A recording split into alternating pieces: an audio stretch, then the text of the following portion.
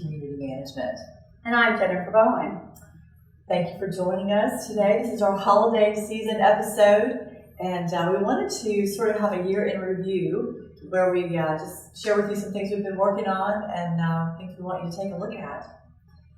So we put together a new website this year, and we've been working hard on just general information about our company, as well as writing podcasts and blogs. Yes, we highly advise and recommend that you visit our website at www.keycmi.com to view our many blogs and recent podcasts that we have done this year. They are a great tool, great for the homeowners, the residents, the board members, great information, very good source. Excellent. So what's interesting when we started working on these, we have more in our mind that we realize, because when we start to write a blog, our producer said, okay, it has to be 900 words. Yeah. And I'm looking at Jennifer, that's a lot. I don't know if I have that budget. But it turns out, we were able to share our experiences. We've been in business for 15 years. And so collectively, our staff was able to put that information on paper or on a script, for our podcast recordings. So we wanted to, what we found also is these things are things that we say on the phone repeatedly, or at a board meeting repeatedly, or maybe a presentation for a potential client. And we felt like, let's capture it so that we can direct people there, and we wouldn't have to tell that whole story. Yeah, it's great. It's great. So it's things like, social media and your HOA. Is that something that you should be involved in? Violation enforcement and resolution. Annual meetings. Yes, annual meetings. So in terms of board roles and responsibilities, how to plan a successful annual meeting, creating your budget properly, hiring a management company, how to go about that the right way. Right. Board meeting planning, how to plan for shorter meetings. We all would like that, and just the flow of board meeting, incorporating Robert's Rules of Order, and having a productive meeting. So we write about all of that. Also administrative items such as, what is a transfer fee and why do we have to pay it when there's a home closing? Administrative fees charged by a management company.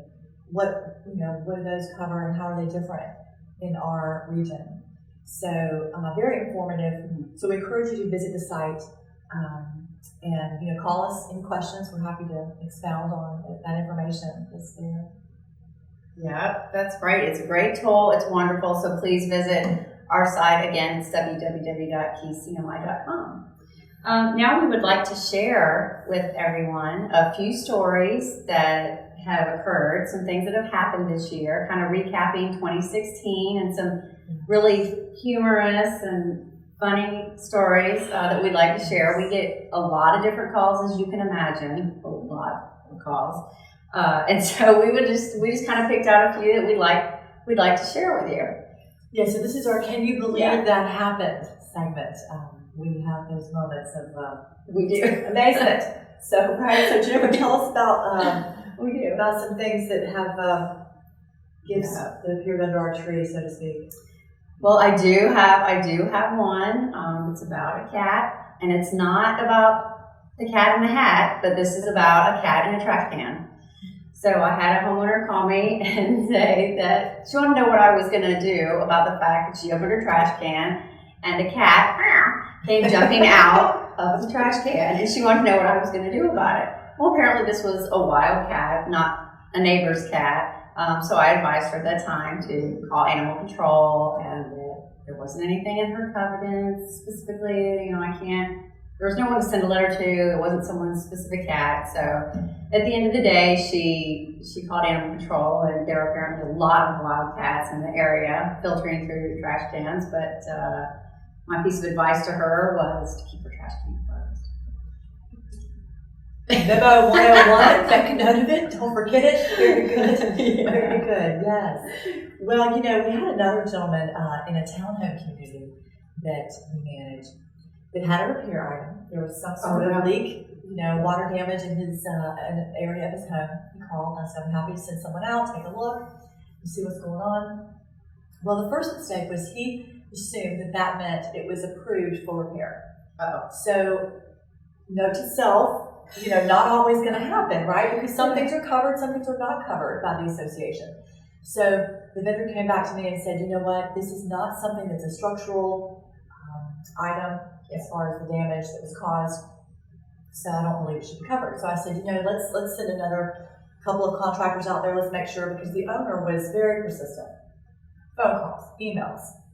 Can I have a hearing with the board? I'm so upset. I'm not hearing back. No. So got the conclusion, from these other vendors. I'm sorry, Cyndi, but it's not anything that we're seeing was caused by the unit structural issue. We believe it's something the owner did to create this water here in this area to cause these issues. Oh, fair. So I said, okay, so I'll report back in writing to the owner.